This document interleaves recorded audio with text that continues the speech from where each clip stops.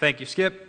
Thank you, Nikolai, for the great introduction. Thank you to the Clinton School of Public Service for having me, and thank you more than everything for everybody coming out here tonight.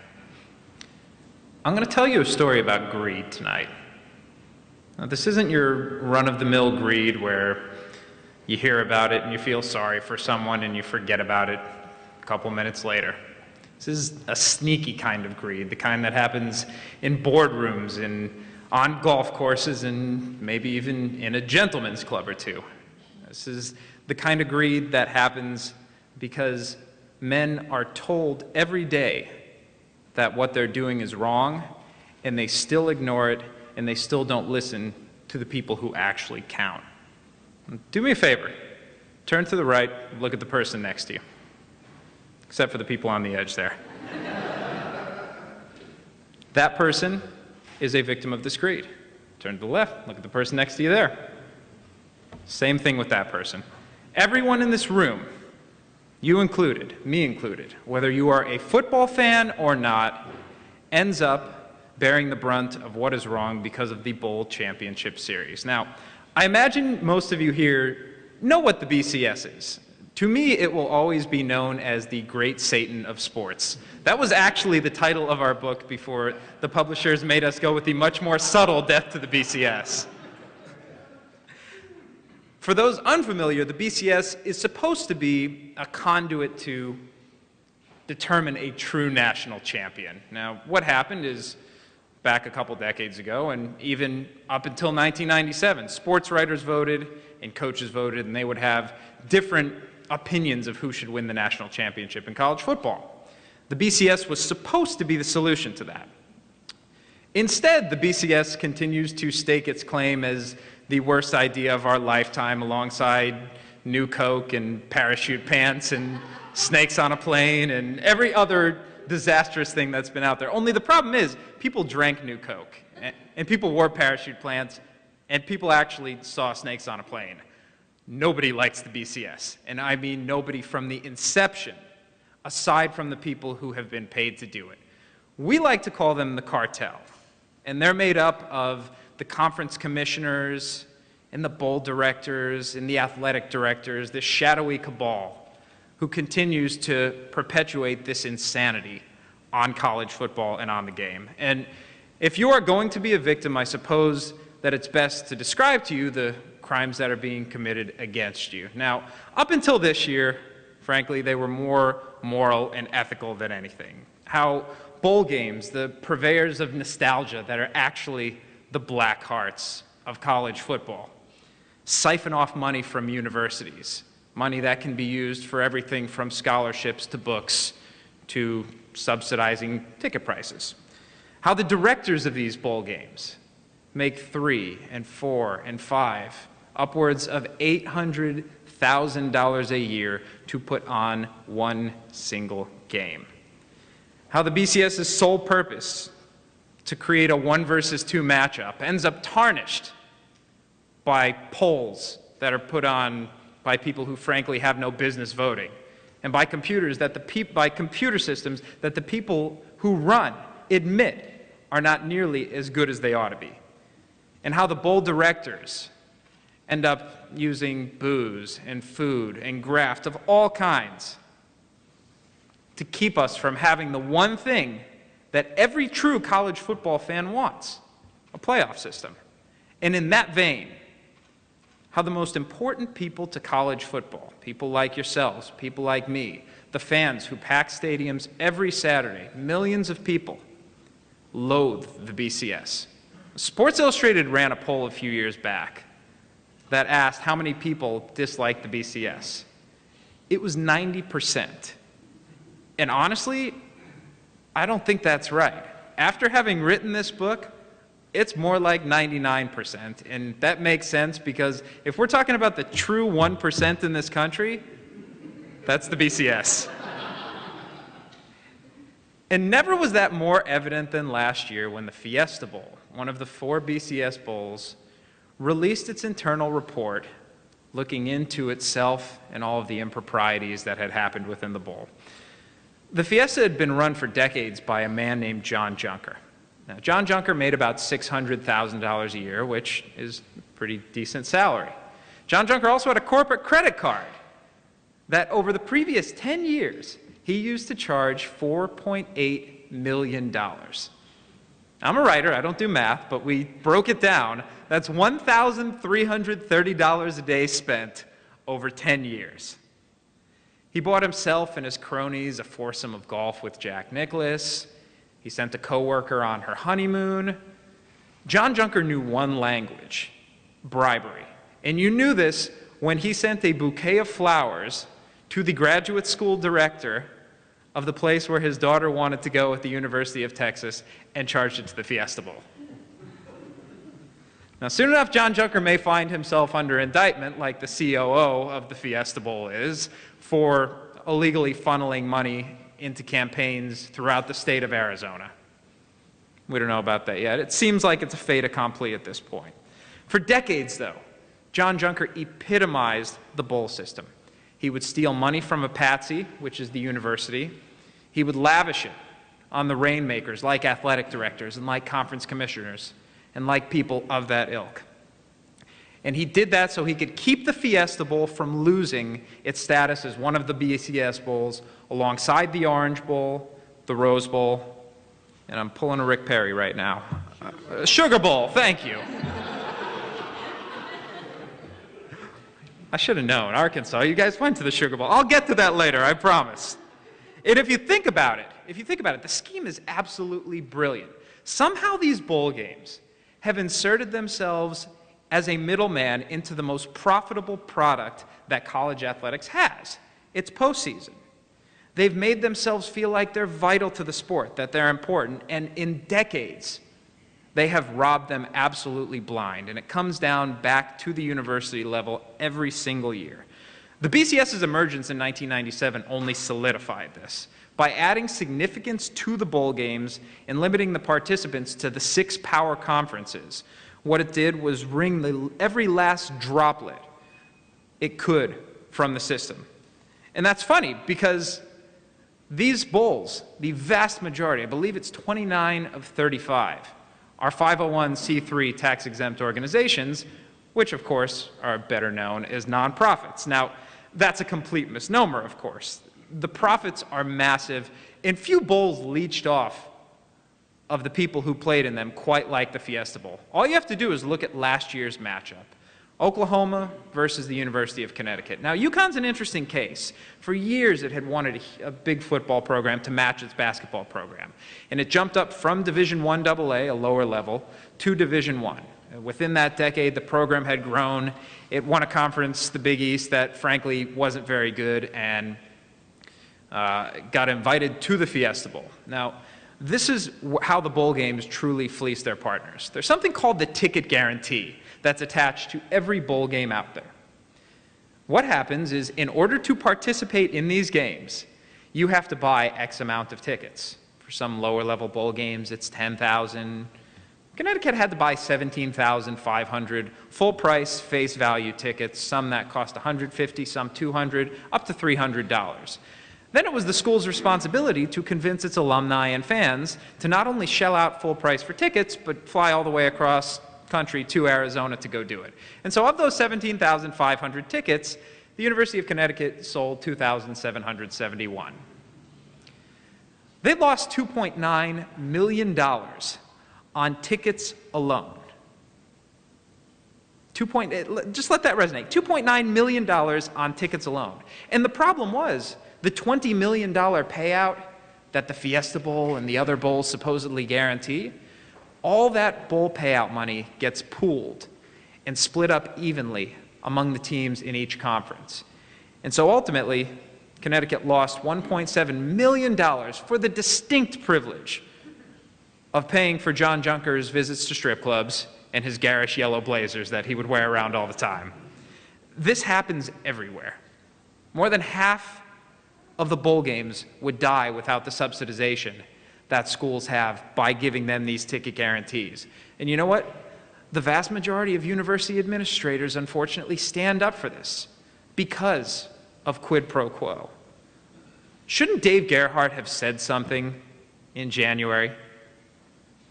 Bless the Razorbacks. They went to the Sugar Bowl. their biggest bowl game in 25 years, a huge accomplishment for the university, for Bobby Petrino, for everyone. It should have been a great moment. Razorbacks were required to buy 20,374 tickets for the Sugar Bowl. Now, they sent 18,000 fans down there, which is awfully impressive considering we're in the middle of a recession and that New Orleans is an 8-hour drive away and that flying down there is a logistical nightmare. And still, the athletic department lost $342,980 on tickets alone that weren't sold. And this is where it comes back to you. Ultimately, that money, no matter how self-sufficient the Arkansas athletic department may be, you still have to pay for $65 tickets. And you still have to pay for Bobby Petrino being the highest paid employee in the state at $3.6 million, and Mike Anderson being the second highest at $1.6 million, and 5 of the top 10 state employees in Arkansas being from the athletic department at the university. Why do schools do this to themselves?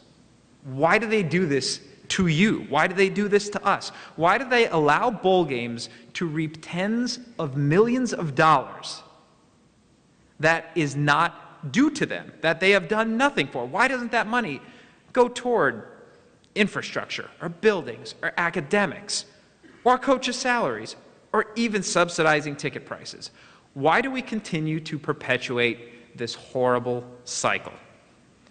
What we found, unfortunately, is not a very satisfying answer. It's just the truth.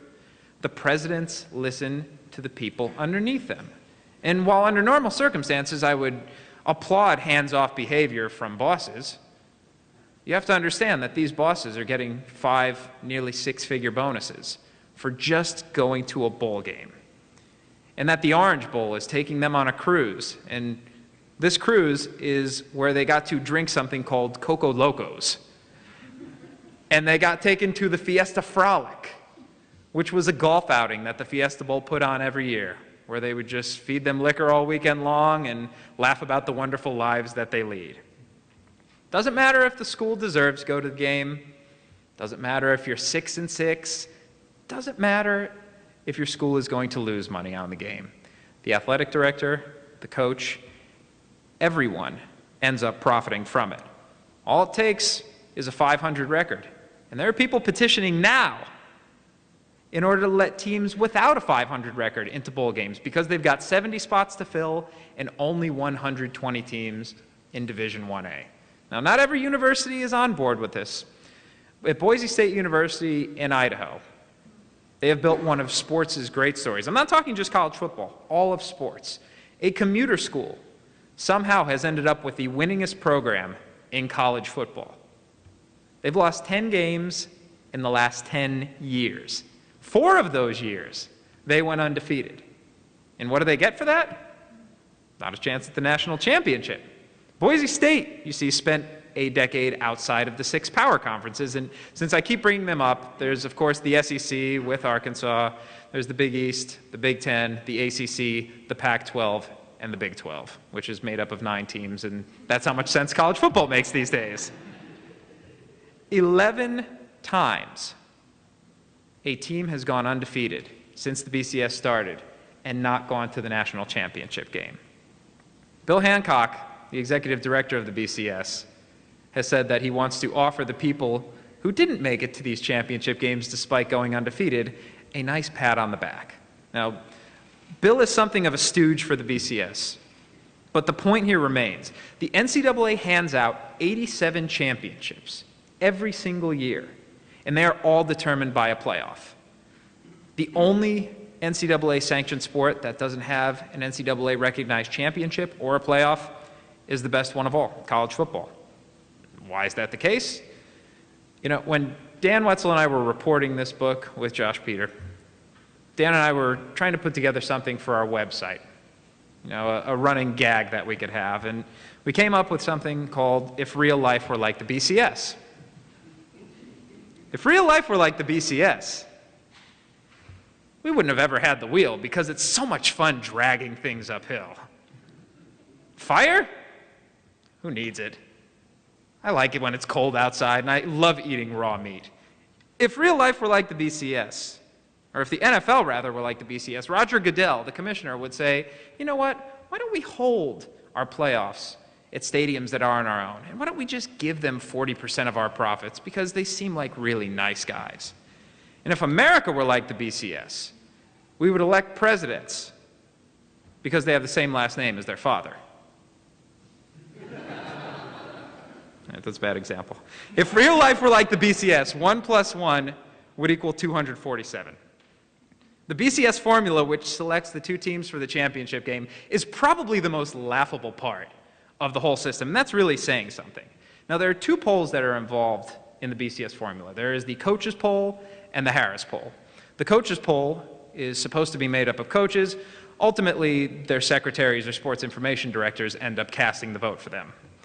The Harris poll is even better. The Harris poll is made up of people on the periphery of the sport. And I really do mean the periphery, because when the New York Times a few years ago went to track down a Harris poll voter, they found him at a construction site, and he had to turn off his jackhammer before he did the interview. And just today, there was a story out about how somebody spoke with a voter from Iowa who had University of Houston at number 5 and Oklahoma State, presumptively the number 2 or 3 team in the country, at number 6. He admitted he didn't do enough research, and then he went on to say he thinks the BCS is a total sham. And these polls count for 2/3 of the BCS. Now, the third is comprised from the rankings of 6 mathematical formulas.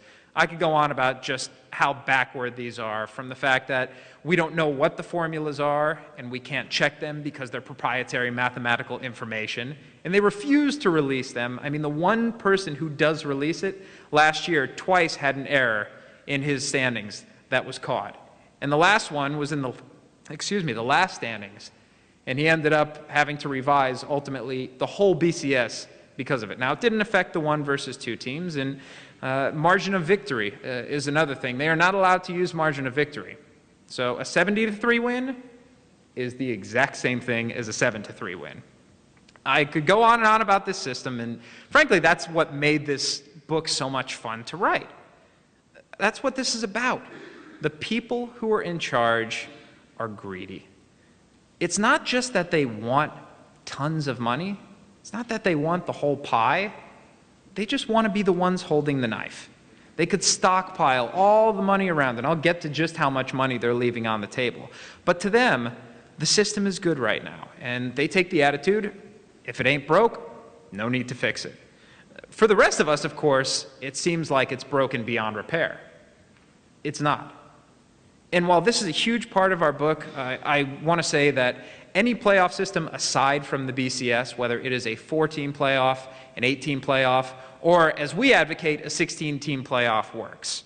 Now, Dan conceived this idea of the 16-team playoff nearly a half a decade ago. And amid all the realignment and all the changes in college football, it still stands up. Here's the plan. There are 11 conferences throughout college football. If you win your conference, you are in the playoff. Now, it could be the Sun Belt Conference with Arkansas State, it could be the Mid-American Conference, it could be the Western Athletic Conference, it doesn't matter. This takes care of the fairness aspect. This means if you go undefeated, you are going to be in the playoff. It is as simple as that. You also have 5 at-large teams that are chosen by a selection committee, which seeds the teams 1 through 16. Now, the top 8 seeds get to play home games. This incentivizes the regular season, makes every game truly worth it. And can you imagine what a game in December in Razorback Stadium with 80,000 people chanting for the Razorbacks would feel like? Just how good that would be. As nice as the Sugar Bowl seems, as nice as the Cotton Bowl seems, that one home game would be the biggest game ever played in this state. I'm certain of that. And I'm going to tell you who they'd play in just a few minutes.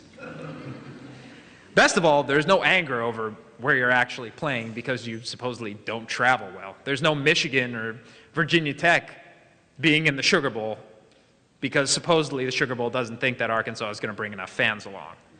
Now, the home games would last the first 3 rounds, and we have under our plan the national championship game being played at the Rose Bowl. Now, it could rotate among different sites if you really want that. We're not wedded to that. We're not dogmatic about it, but we feel like the Rose Bowl really stands for everything that the bowl system should stand for. They give back. They're involved with their community. They don't hold cruises or golf tournaments or anything like that. They're about the game itself. And instantaneously, this 4-week, 16-team, 15-game playoff would become the second biggest sporting event in America. Now, nothing's going to beat the Super Bowl at the NFL playoffs. I understand that. I cover Major League Baseball all the time. This would be bigger than the World Series. This would be bigger than the NBA Finals. This would even be bigger than the NCAA tournament because it would wed the playoff format that we adore so much with our national pastime these days, football. Now, I'm glad that I'm sharing a byline with Dan on this book because he's a lot smarter than I am, and he came up with this. And we tried to talk with as many smart people as we could just to determine how much this would actually be worth. Now, the consensus was around $750 million, but I think they're wrong. This is $1 billion property now. It's worth $1 billion because I think over the last couple of years, you see the way television contracts have exploded. People recognize that sporting events are the only DVR-proof thing out there. You don't go and record a football game or a basketball game and go check it later and scroll through the commercials because you're going to run into the score on the web or hear it on the radio or read it on Twitter. You could get all of this money, all of it, and you could still have the bowl system concurrently. You could still do that because, frankly, the only reason the bowl system exists now is because it's subsidized by those bigger games. Now, the BCS tries to tell you otherwise, and that's where they try and win this battle. They try and win it in the spin room. They know the system can't hold up to logic and fact. It's why they try and say the bowl system would die. It wouldn't. It's why they try to say coaches and players want a bowl system and don't want a playoff. Not true either. It's why they try and argue that the regular season is tantamount to a playoff. Frankly, based on the last couple weeks of the year when there were 2 or 3 games that meant anything, it's not. And it's why on Capitol Hill in 2009, a man named Derek Fox, who gets paid $420,000 to run something called the Alamo Bowl, stood before Congress and over 38 words told perhaps the most egregious statement ever made in Washington, which is really saying something. Now, there were 3 complete mistruths that he spoke, and I want to read the direct quote here from him. Almost all the postseason games are put on by charitable groups, and since up to 1/4 of the proceeds from the games are dedicated to the community, local charities receive tens of millions of dollars a year. Now, that sounds great, right? It sounds like you're giving money back. These bowl games are so important to the community. Well, the fact is, nonprofit status does not equate with charity by any means. And when he said up to 1/4, he actually meant like 1 or 2%. Because that year, the nonprofit bowl games, we went through the tax records for all of them, the nonprofit bowl games that year made $186 million in revenue. They gave $3.3 million back to charity. And more than half of that came from the Orange Bowl and the Chick-fil-A Bowl. Still, that day, the Associated Press story included that quote, unchecked, mistruthful, from Derek Fox. Ultimately, the BCS's best defense is an ignorant media. And that's why when Dan asked me to come on board and help write this book with him, I jumped at it. Someone needed to tell the truth about this racket. I understand. We're talking about college football here. Ultimately, in the grand scheme of things, it's very benign. This is nothing more than a pastime to us. But I've been doing this job for 15 years now, and I've come to learn what sports means to people. They really do feel victimized when their team is told it's not good enough. They feel powerless. The anger is pervasive. They want something else. Now, agents of change do exist. Mark Cuban, the Dallas Mavericks owner, wants to start his own playoff. A group of rogue congressional aides that calls themselves Playoff Pack wants to do something, and they've become the Upton Sinclair of bowl games. They've been muckraking. They've been finding all sorts of things out. I love those guys. They made our job much, much easier. And Utah's Attorney General, Mark Shurtleff, is trying to get a coalition of other attorney generals together to start up an antitrust suit. Now, antitrust litigation is expensive. It takes a long time. That may not be the best route because, frankly, from what we've heard from people since the publication of this book, the BCS may not be long for this world. The cartel's getting tired of defending it. And I don't blame them, because it's really tough to defend the indefensible. The TV contract runs out in 2014, and by that point, maybe, just maybe, we will get the 14 playoff that we're looking for. Now, the response has been remarkable from fans. Death to the BCS became something of a rallying cry. It wasn't like people were going around with pitchforks and torches trying to burn down the house of Jim Delaney, the Big Ten Conference Commissioner, but there was enough interest in this where people were asking the same question that I suppose is asked here at a school of public service very often. How can I help? And the answer is very simple. Buy Death to the BCS because I have 2 children and I really need to send them to college. Or if you want to do something for free, use your voice. Tell a friend. Inform a family member. Email the chancellor of the university here, or at Arkansas State, or in California, or in Ohio, anywhere. Just explain one thing to them. How it makes you mad that these CEOs are making hundreds of thousands of dollars a year and taking money from your school. How players actually want a playoff system. Or the silly polls, or the mathematically bankrupt computers. Easiest thing would just be talk about the Fiesta Bowl. There's 276 pages of an internal investigation. If you want to laugh, you can go ahead and read those. It was the funniest thing I read all of last year. Just tell the truth. From the first word we wrote of Death to the BCS, that's all we wanted to do. We knew this book might affect change, and it might not. But as long as people closed that final page and felt like they finally knew about the dirt and the corruption that's inherent in this system, we were satisfied. And the funniest thing has happened since. Every so often I'll get a message on Twitter or over email, and it will be someone who is thanking me for making them angry. They say, I have never been so mad after reading a book, and I love it. It's been so much fun. Thank you for telling me. It's crazy to hear about from these people because, you don't want to make anybody mad, but you're glad that they at least know. And the people, they're genuinely appreciative. And it's edifying to know that we've done a small service. More and more, through reading the book, through speeches like this, people understand the disease that has metastasized through college football. There is a way to get rid of it. All you have to do is tell someone, and as the word spreads, people say something to each other, it's going to get to the right people. And once that happens, ultimately, the final victim is going to be the BCS itself. Thank you.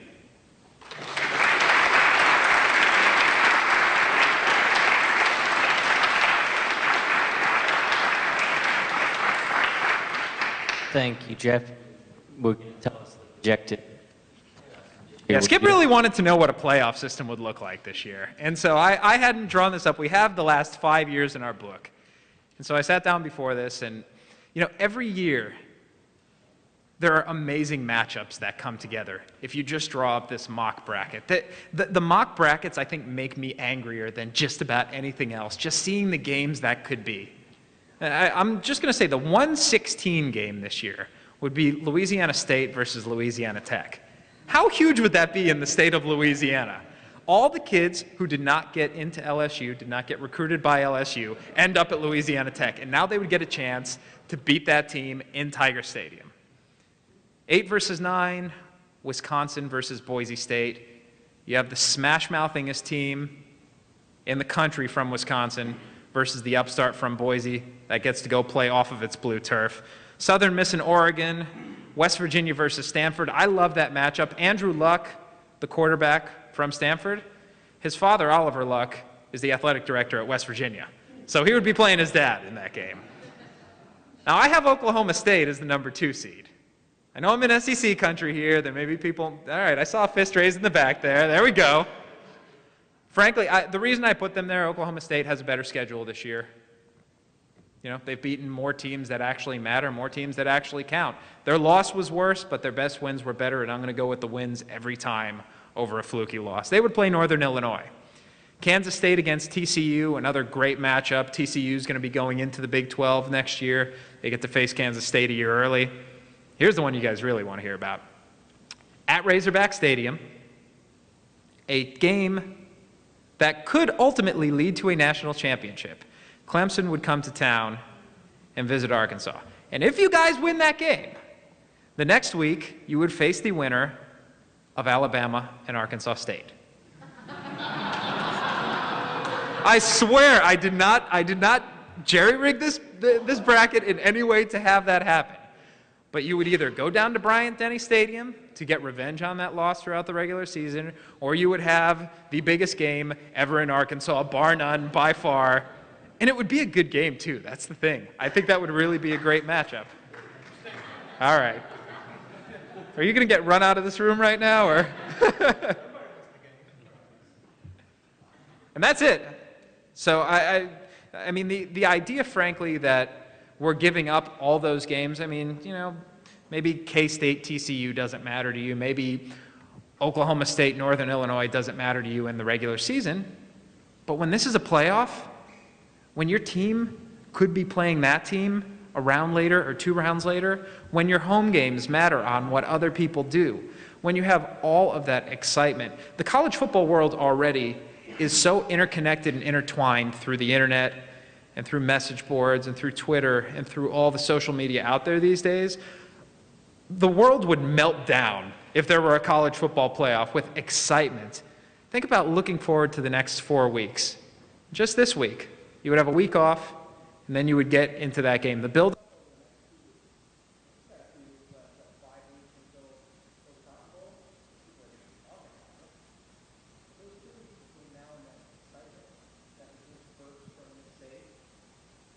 From Arkansas and Arkansas State going to a playoff as opposed to the Cotton Bowl and the GoDaddy.com Bowl. I mean, that's all you need to know right there. Playoff or GoDaddy.com Bowl? I think I'll take the playoff. We do have time for some questions, so please raise your hand. We'll get a microphone to you. Johnny. I read the first edition of the book also, and one thing I was curious about, earlier this year, the Arizona Republic did the big series about the BCS, and especially with the Arizona Republic being in Phoenix, in that area where the Fiesta Bowl is, what kind of impact did you think will come from those articles?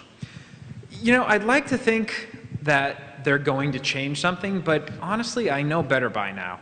I mean, we wrote a 230-page book that's not your typical narrative book.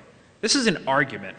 This is like, it's a legal briefing with some snark and some humor and some things that are going to absolutely horrify you and going to make you laugh. But more than anything else, what we say is based on logic.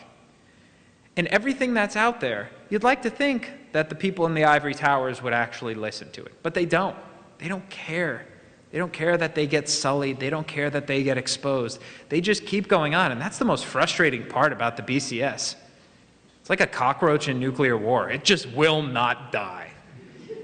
And hopefully, somebody, whether it's the presidents banding together, whether it's ESPN, which has greater influence over college football than just about anybody, putting its foot down, somebody in that position of power, not just a couple of reporters from Yahoo who wrote the book, not just a reporter from the Arizona Republic who put together this great series of stories, somebody who can truly influence them and make the decisions will do what their predecessors haven't done.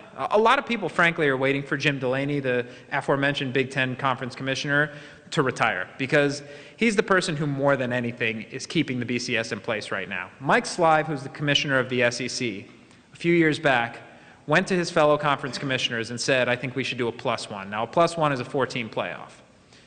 Now, Mike Slive stands to benefit greatly from this +1 because every year there are probably going to be 2 SEC teams in it. And so, of course, he's looking out for himself, his conference. He's trying to grab the knife. And Jim Delaney, knowing that the Big Ten isn't nearly as strong as it used to be, and that the power in the Big Ten is left in its television footprint and the number of people who its area covers, organized a group that said no, no way, no chance, no how. And right there, like that, BCS was still in play. Todd, in the back.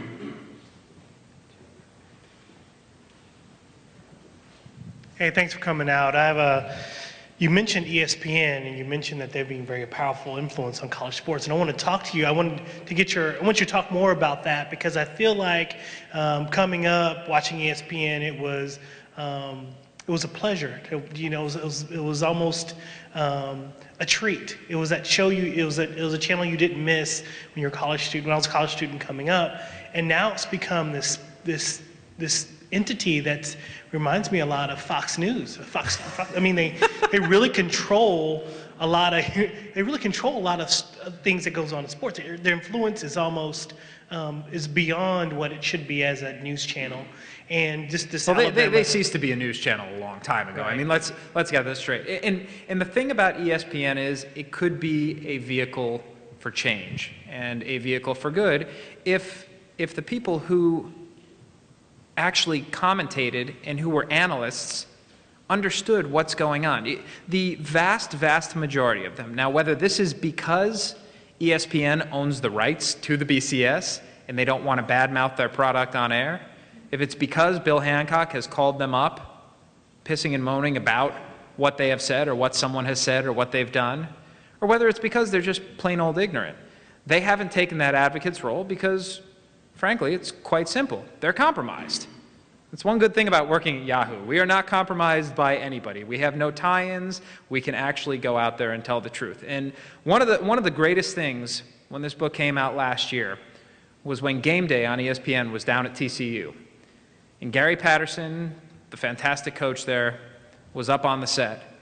And Chris Fowler went rogue. Chris Fowler pulled out a copy of Death to the BCS, held it up for the cameras, and handed it over to the coach. And it was a great moment for us because, we were finally validated by the mothership. And it was nice to know that people there actually do think what the truth is. They do understand why we're pushing for this, and they're on board with us. There are just certain things, unfortunately, that prevent them from saying so. And if you watch some of whether it's the BCS selection show or whether it's just analysis during the regular season, the number of people who are on board with the BCS, it just looks like Pravda. I mean, it looks like state-run television, and that's what ESPN has turned into when it comes to the BCS. Okay, you've got schools like Arkansas that right now, I think it's 32 days out until the Cotton Bowl. The school is kind of in frantic mode, doing tickets, all this logistical stuff to actually participate in a bowl in which they're not even doing all the planning. Okay, so you're talking about logic. Logistically, how can they plan for such a short notice sort of thing where they've got to put on this big production at their home site where, let's say they're an 8 and they didn't even know. They might be in a game. So how do they plan this? I mean, how does that work logistically? And then the second question is about how do you come to that top 16? It's a great question, both of them. The first one, we talked with operations people at universities across the country because that's a very good point to make. Could they put the game on in a week's time? These places are well-oiled machines. They would very easily be able to do so in the same manner that baseball teams within 2 days. If you get into the playoffs on the last day of the season, you have a game 2 days later. And you know what? They managed to open the stadium. They managed to sell all the tickets. They managed to get the concessionaires ready, whether it's paying them a little extra money. They may have to do that. But fact is, those tickets are going to sell so quickly and the hype is going to be so massive, it's incumbent upon them to do that. What was the second question? How do you come to the playoff? Of course. A selection committee. Now, you can argue that the selection committee in the NCAA tournament every year for basketball misses some things, has some troubles, may not do the best job. I'd argue that they do a fantastic job almost every year. It's really difficult to differentiate, especially among those lower teams. And you know what? I got a list here of teams that are left off. Boise State was the last team in from what we did today. But you could have left, you could make an argument for Oklahoma, Georgia, Virginia Tech, Michigan State, Michigan, South Carolina, Baylor. What do those teams all have in common? They all have 2 or 3 losses. And you know what? If you want to be angry about not making that game, you should have won your games. It's as simple as that. I mean, just go win your games and you'll get in the playoffs. I think part of that argument, frankly, who got left out, there's something healthy about that. I won't disagree with the BCS. The best thing it's got going for it is that people get really mad about it and talk about it. And that's what we've been doing for the last 24 hours. We've been saying how bad the BCS is. But every time we say that, those 3 letters we mentioned, still, BCS, get ingrained in our head because of it. In the back. I was just wondering if in all of your work looking at this, anybody's ever given you a decent explanation as to why a Division I playoff would harm the academic interests of the student athlete when it doesn't in every other level of football, or in the 3 weeks where players go all over the country for the NCAA basketball tournament. Bless Jim Delaney's heart. He actually said that the academic argument is complete bunk. And it is. I mean, if you want to talk about the excessive travel, look at where some conferences are these days. I believe Boise State's going to be playing in the Big East next year, right? And I believe Texas Christian was going to be playing in the Big East as well. They lost the moral argument a long, long time ago through the NCAA basketball tournament, through spreading the teams out throughout the country. That's been gone for a long time. And you know what? The kids always figure out how to get their schoolwork done. They would figure out how to get it done here too. Yeah, what's your best guess of what it's going to look like in 2 years when they re-up? I think they're going to do a +1. I think they'll have a 14 playoff. And, you know, from the start, the people who run the BCS have been worried about what they call bracket creep. That's the idea that if you have, 4 teams, well, you're going to get greedy, and then you're going to want 8 teams. And if you have 8 teams, well, you're going to dilute it, and you're going to end up with 16 teams. And you know what? To them, I say, good. 16-team tournament is exactly what they need. And I hope that this 4-team tournament that hopefully is going to come up is as wildly successful as it can possibly be. Because you know what? If they have that success, ultimately, the people who run the game are going to say, well, what we have now is pretty good, but, well, 8 might be pretty good too, so might as well go to 8. What's the harm in that? It's why the NCAA tournament expanded from 32 to 64 to 65 to 68. Even though you're bringing in lower-end teams there at the end, the tournament is still great, the tournament is still the same, and the tournament, frankly, is more profitable now. We'll go to our Arkansas State fan. Sorry for your loss. Yeah, my heart was broken today. I would like to say that the GoDaddy.com Bowl is a very prestigious bowl that we are proud to be a part of. And I can't disagree that there is corruption in the BCS system, and where there's money, there's going to be corruption. And we even see that at a lower level. Just here in Arkansas, we've had some turmoil amongst our university presidents and so on. But I don't think that if you change the BCS to a playoff, you'd necessarily get rid of the corruption. It would just move. And then also, the old argument of every game matters. Once you get to the argument you had, you should have won your game if you want to get in the 16-team playoff. Well, we could be saying that to Oklahoma State right now. I really like that every game matters. I really like the idea that ASU, who's in the Sun Belt, is never, in the near future, is never going to beat a BCS school or an automatic qualifying school. But we get to go to the GoDaddy Bowl, where we get to play a team, and we can feel like we're champions of that team. So anyway, just address that. Do you really think that this is the best system for choosing a champion and the best system for a great season? Well, hold the mic for a sec. Let me ask you a question. Would you rather beat Alabama at Bryant-Denny Stadium, or would you rather win the GoDaddy.com Bowl? Well, we get a... Would you rather play Alabama at Bryant-Denny Stadium, or would you rather win the GoDaddy? We have played Alabama at Bryant-Denny Stadium a couple times and got a good paycheck and made a lot of money. We're not going to make any money at the GoDaddy Bowl, I'm sure, but you will lose a significant amount of money. Exactly.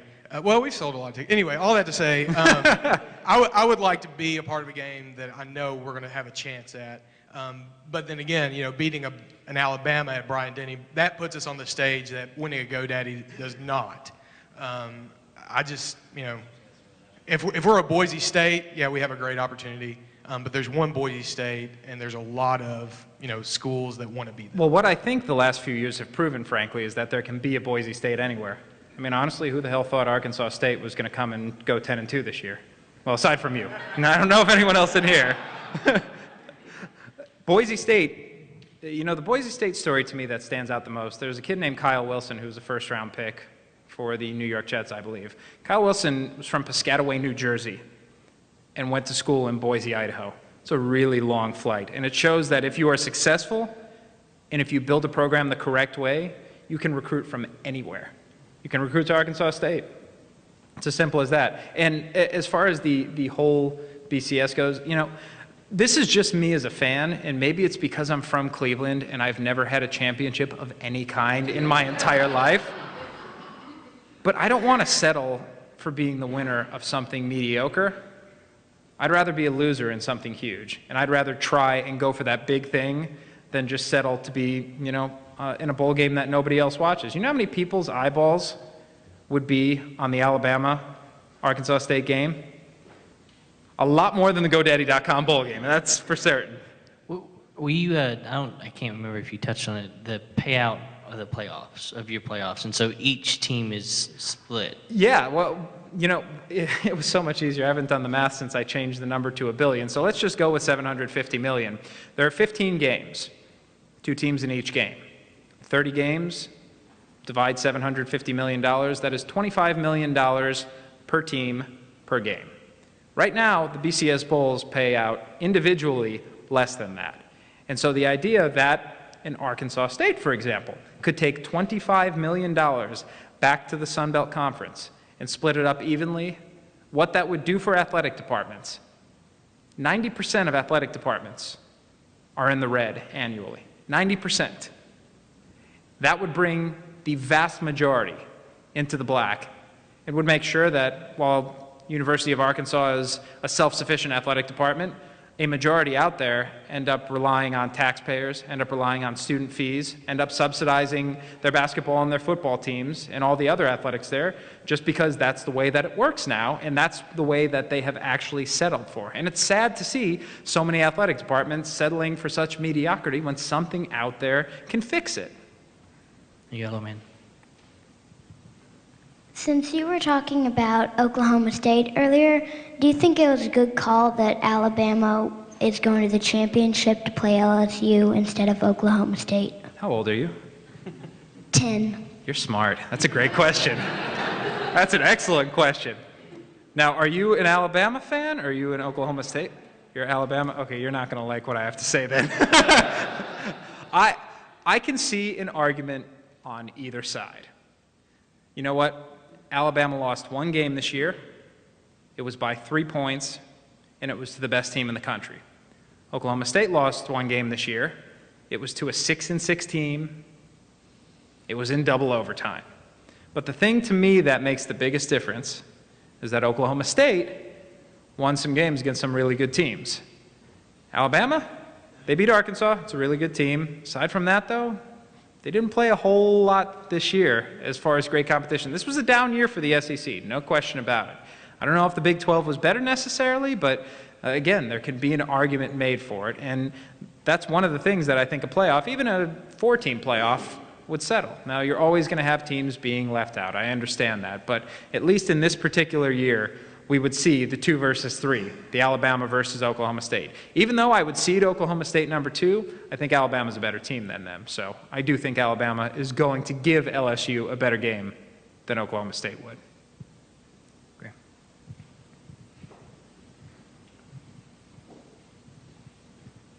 It's a long walk. You mentioned the Mark Cuban $500 million offer and all that, and now that Oklahoma State is, now that T. Boone Pickens didn't get the championship he paid for,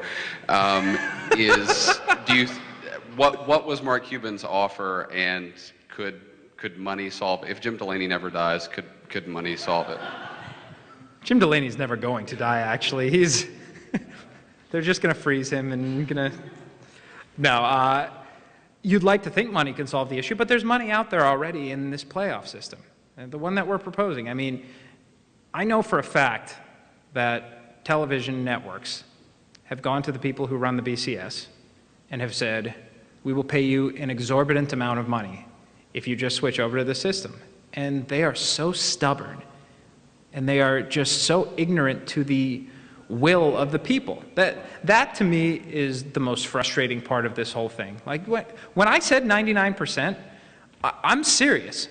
Now granted, the majority of the people who read our book are anti-BCS because the majority of people out there are anti-BCS. But even the pro-BCS people who read this book end up getting flipped over. And so when Mark Cuban goes and gives a Godfather offer like that, says that I want the money to go toward academics, toward education, toward building great leaders for America in the future, I want to use football as a greater thing, and that gets turned down, what does that tell you about the priorities of the people who are in charge? They're obviously misplaced, and they're just in a terrible place at this point. Yeah, you've mentioned the university presidents a couple of times. Since the book's come out, do you feel like, or have you gotten any feedback from them, or do you feel like you're getting any traction with them as far as your argument goes? Oh yeah, we've heard from a lot of presidents who have said, I had no idea. The problem is none of them is willing to stand up in front of his or her fellow university presidents and say, why don't we change this? Now, you have the smaller conferences. Of course, they want to do this because they want their share of the pie to be bigger, but they're persona non grata at these meetings. Ultimately, it comes down to what the Power Six want. It is their will, it is their way, and they're the ones who determine this. And until they get on board, and trust me, we have a good number on board, but not enough yet to change the system. Until they get on board as a majority, it's just going to be the same, or it's going to be a 4-team playoff as opposed to the 16 that it needs to be in order for this to really, truly work well and benefit everyone who deserves to be benefited by it. Last question, Alex. Hi, thank you very much for coming out. I really enjoyed it. I had a question touching on a few points that were brought up earlier about just how literally in the last few months, sometimes overnight or week to week, conferences were adding teams, subtracting teams, all of that. I think there is a strong belief, at least by a lot of sports writers, that that current trend isn't going to stop, how this is kind of the new normal, and how in the coming couple of years, you're going to have a lot of conferences completely just fold up, collapse, super conferences with 16, 20 teams that are geographically ridiculous. But at some point, is that trend a variable that factors into the death of the BCS perhaps, where these conferences and even individual schools like Texas and the Longhorn Network are going to incentivize their own best interest and their own financial path and kind of say, forget the NCAA, I'm going to make my own money and I'm not going to divide it out among, a national organization like the NCAA. I'm just going to make it a smaller organization. Do you think these super conferences could essentially franchise themselves, put their own playoff in, and just put the NCAA in the rearview mirror? It's one of the things about the college sports landscape right now. It is just so open for everything. I mean, it's like the wild, wild west. It is a frontier that could have a million different possibilities. And I think you could make the argument that the super conferences will lead to the BCS's death, but I also think that you can make an even better argument that all of the conference changing going on right now would not have happened if the BCS weren't in play. This was all for money. This was all to end up in a place that was stable. Because right now, in the current system, there are only 4 conferences that are stable. The ACC, that's sort of tenuous itself, the Big Ten, the SEC, and the Pac-12. The Big 12 and the Big East are on very, very shaky ground right now. And so if you had that money coming in, this is about money ultimately.